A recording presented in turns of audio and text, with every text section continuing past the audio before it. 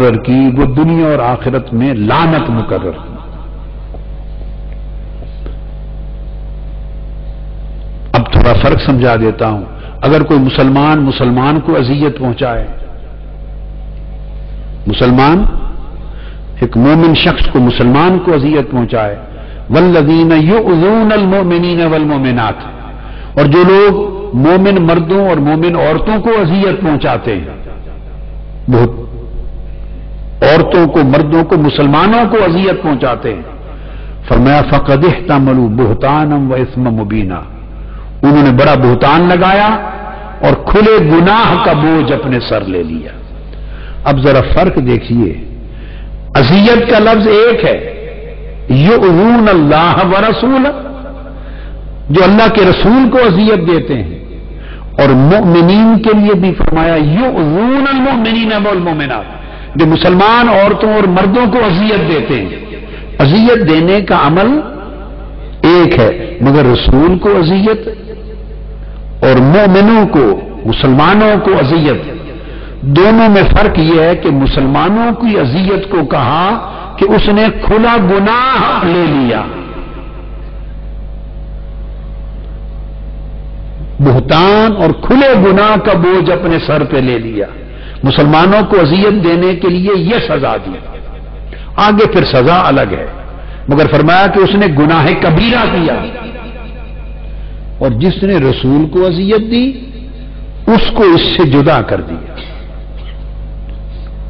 تو پتہ چلا کہ یہ اللہ کی تقسیم اور اس کے فارمولے کے خلاف ہے رسول کو مسلمانوں کی طرح عام مسلمان سمجھنا، یا اپنا بڑا بھائی سمجھنا، یا اپنے جیسا سمجھنا، یا اپنوں میں سے بڑے جیسے کی تکریم کرنا۔ رب الکائنات نے مومنوں کا ذکر کرنے کے لیے آیت الگ وارد کی، رسول کی اذیت کے لیے آیت الگ وارد کی۔ اس نے کیا مومنوں کو اذیت دی تو کھلا گناہ کیا، اور اگر رسول کو اذیت دی تو لعنت ہو تم پر دنیا اور آخرت، اور ذلت انگیز عذاب ہے، وعد لهم عذابا مہینا۔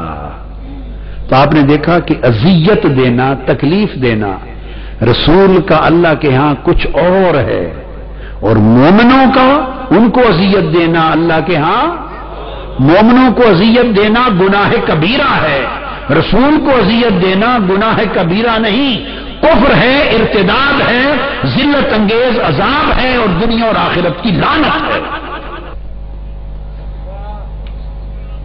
یہ تصور بعض لوگ واقعہ کربلا کی بحث کرتے ہوئے اس قسم کی آیات اور دلائل لاتے ہیں کہ جو کسی مومن مرد کو قتل کرے تو اس کے لیے اتنا عذاب ہے، تو یزید نے اور یزید کی لشکر نے امام علی مقام اور اہل بیت اطہار کو شہید کیا، قتل کیا، تو اتنا بڑا گناہ اٹھایا، وہ فاسق اور فاجر ہو گئے۔ گویا وہ امام علی مقام اور اہل بیت اطہار کی اس انداز کی شہادت کو یؤذون المؤمنین والمؤمنات کے ذیل میں شامل کرنا چاہتے ہیں۔ اس سے بڑی جہالت، اس سے بڑا خبث، اس سے بڑی اہل بیت سے عداوت کوئی نہیں۔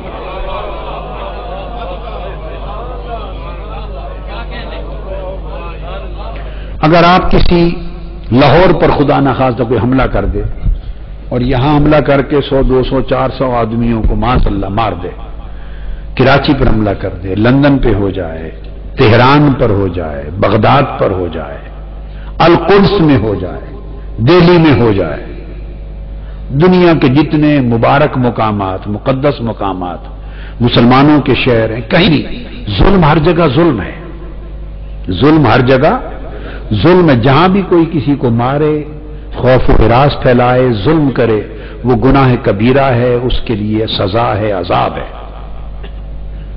مگر وہی عمل اللہ پاک نے، حضور نے فرمایا، وہی عمل جو کسی شہر کے مسلمانوں یا انسانوں سے کرے تو ظلم ہے، اس کا گناہ ہے، اس کی سزا ہے، مگر وہی عمل صرف اہل مدینہ سے کرے تو آقا علیہ السلام نے اہل مدینہ کو سزا کے معاملے میں اس عمل کو جدا کر دیا باقی شہروں کے لوگوں سے۔ حضرت انس رضی اللہ تعالیٰ عنہ روایت کرتے ہیں، اور حضرت سعد بن ابی وقاص روایت کرتے ہیں، حضرت ابو ہریرہ روایت کرتے ہیں، مختلف بہت کثرت کے ساتھ یہ حدیث آئی ہے۔ حضور علیہ السلام نے فرمایا قال قال رسول اللہ صلی اللہ علیہ وسلم ولا يريد احد اهل المدینہ بسوء الا عذابه الله في النار ذوب الرصاص او ذوب الملح في الماء۔ جو شخص اہل مدینہ کے ساتھ برائی کا صرف ارادہ کرے،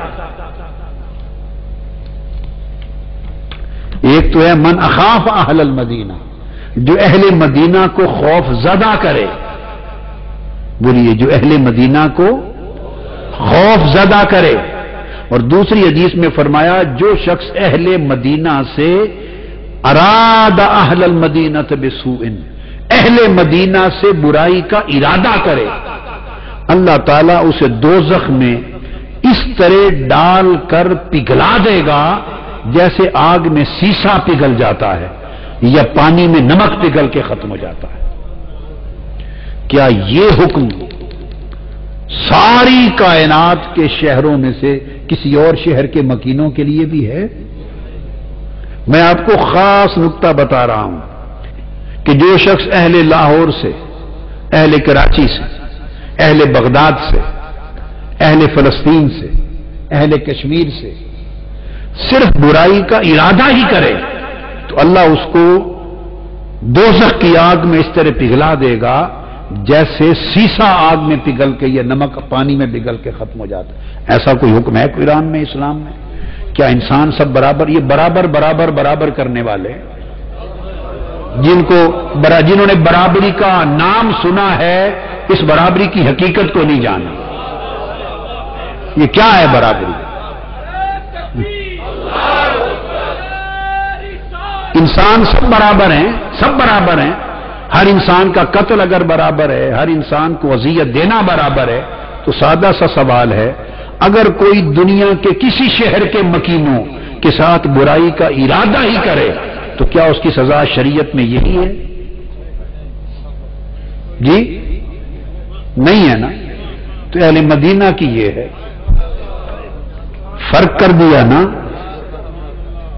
تو ہر جگہ برابری نہیں چلتی، کہیں فرق بھی چلتا ہے۔ اچھا یہ تو ایک بات، اب میں اس سے آگے چلیے، میں متفق علیہ حدیث بخاری مسلم کی ایک اور کوٹ کر رہا ہوں۔ انس رضی اللہ عنہ، حضرت انس روایت کرتے ہیں عن النبی قال المدینۃ حرم من کذا الی کذا لا یقطع شجرها ولا یحدث فیہا حدث من احدث فیہا حدثا فعلیہ لعنۃ اللہ والملائکۃ والناس اجمعین ولا يقبل اللہ منہ یوم القیامۃ صرفا ولا عدلا۔ فرمایا مدینہ شہر کے درخت بھی نہ کاٹے جائیں، میرے شہر مدینہ کے درختوں کے گلے پر بھی چھری نہ چلائی جائے، میرے شہر مدینہ کے درخت بھی نہ کاٹے جائیں، نہ اس میں کوئی فتنہ بپا کیا جائے، نہ فتنے کا کام ایجاد کیا جائے۔ سو ایسا کرنے والے پر اللہ کی، فرشتوں کی اور تمام انسانوں کی قیامت تک لعنت ہے۔ متفق علیہ حدیث۔ اور فرمایا جو مدینہ والوں کو تنگ کرے گا، یہ ظلم کرے گا، قیامت کے دن اس شخص کی زندگی بھر کا نہ کوئی فرض قبول ہوگا نہ نفل قبول ہوگا، اس کی عبادتیں رد ہو جائیں گی۔ صرف جس نے مدینہ شہر کی بے حرمتی کی، جس نے مدینہ شہر کی بے حرمتی کی، اس کی سزا یہ ہوگی۔ پیدائش میرے آقا کی مکہ کی ہے،